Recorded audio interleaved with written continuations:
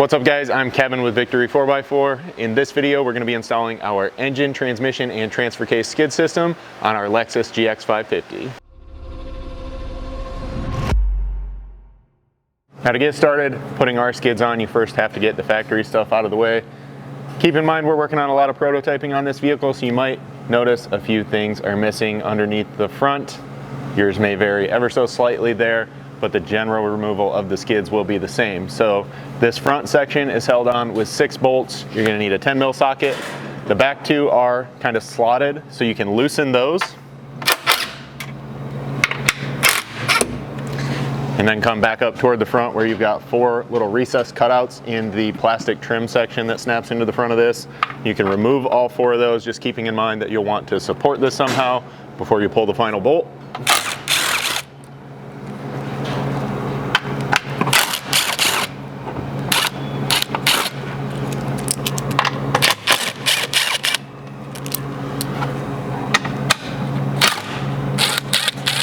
And with it kind of hanging loose like that, you should just be able to slide it forward off of those back two and drop it down out of the way.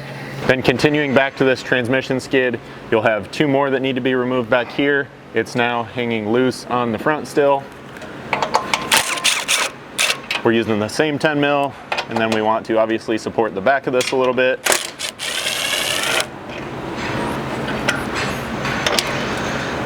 And then this one will slide forward off of these, as well as releasing the little locking or locating tab that's up into the cross member as well.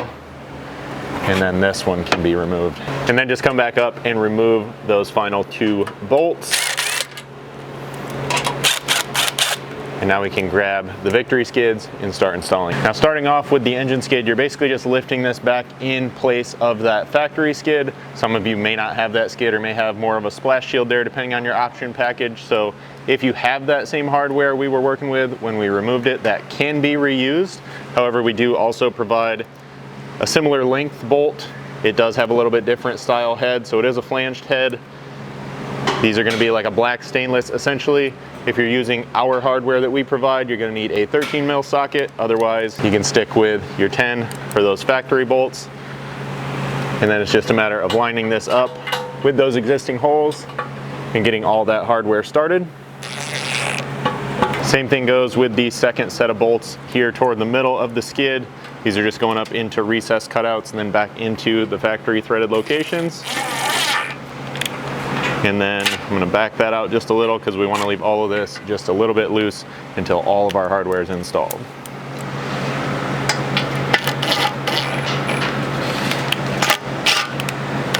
With the front 4 installed, we can get the jack out of the way.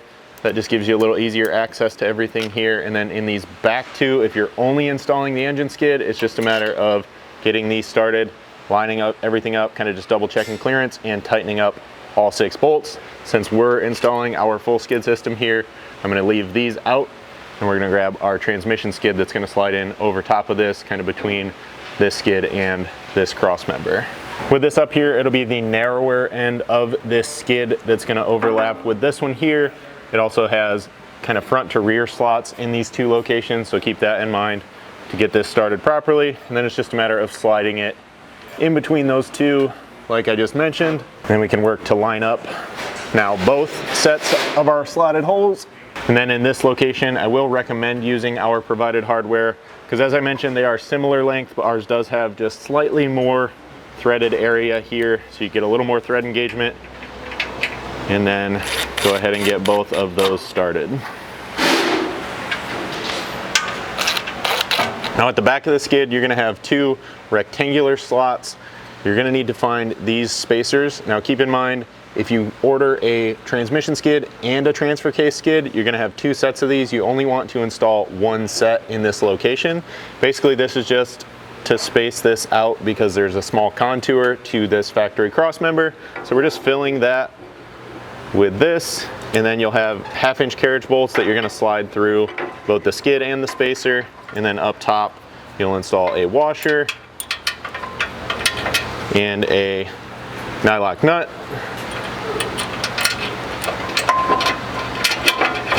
And then just keeping in mind that you do have the drive shaft in here. We've checked it, obviously we've installed this, there's adequate clearance there, but just to give yourself a little extra space, go ahead and slide this one all the way over toward the driver's side. And then kind of keep in mind and check your clearances on the passenger side, but the only thing over there should be the exhaust, and you have plenty of room for that. So if you're only installing the transmission skid, this is where you would go ahead and just square this up and tighten everything up with a 3/4 wrench up there. Again, since we're doing the full skid system, we'll slide these out and we'll get our T-case in here, or T-case skid rather, which is gonna go between the transmission skid and this spacer. Then over here on the passenger side, once you have that slid into position, you're using the same 1/2" carriage bolt, washer, nut combination. Admittedly, this is kind of the tedious part of the install, so you have to reach over the skid and get all of that into position.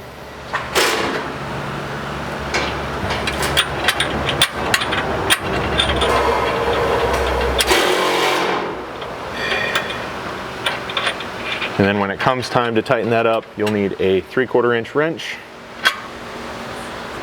At the driver's side rear of this skid, you're gonna be installing this support bracket. Just before it goes in, you do need to get this nut strip placed up into the frame, and before that can go in, you have a plastic hole plug to remove here. So grab some sort of pry tool and get under the edge of that and pop it out of the way.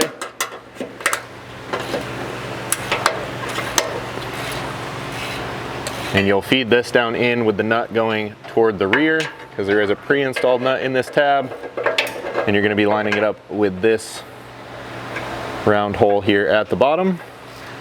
Kind of find a spot where that's going to sit nicely, and you can then get the bracket up here. You can start off by hanging this from these two pre-threaded holes in the side using provided M8 hardware.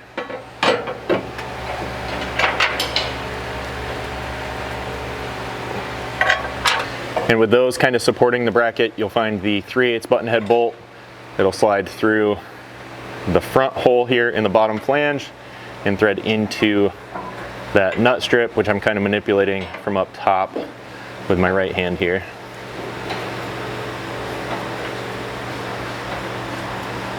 You do then have one more of those M8 bolts that'll go into the bottom of the frame in the rear hole on this flange.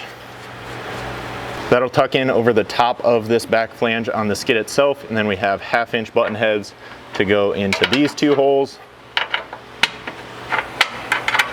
and then flange nuts to go over on the back side.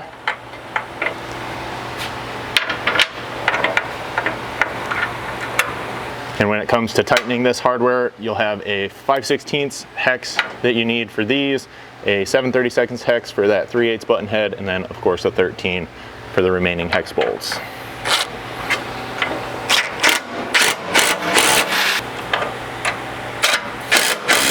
From here, you can work your way back through from back to front and tighten up all of the remaining hardware. Of course, again, just paying attention to the alignment of each skid as well as clearances along the way. Then if you haven't done so already, you can come back to the front and install your oil filter access door, which just allows you to get in here kind of straight up to access the filter and route a drainage hose down from the drip tray in there.